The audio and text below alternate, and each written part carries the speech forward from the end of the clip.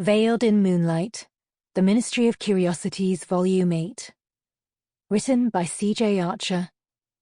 Narrated by Shiromi Arserio. Chapter 1. London, Spring, 1890. The problem with weddings is that everyone has an opinion, from the date of the ceremony to the length of the bridal veil.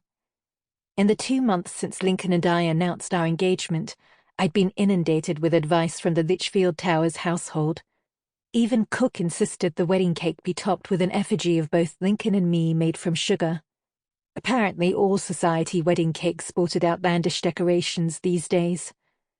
I didn't think someone with my past could be considered part of that society, but if Lady Vickers had her way, and half of the peerage attended, Cook may have a point.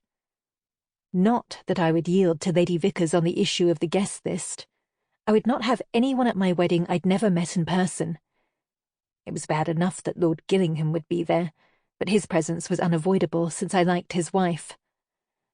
As for Lady Harcourt and her 2 stepsons, I couldn't yet decide. Lincoln had left it up to me. When I'd called him a coward, he'd retorted that he'd prefer there be no guests at all, and we be wed the following day.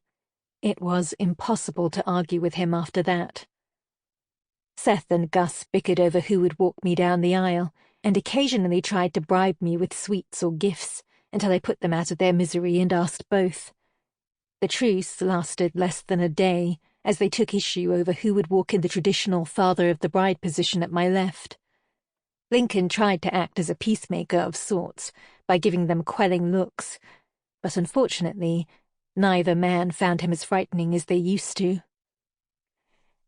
"They need something to do," I said to Lincoln on a cool yet sunny March day.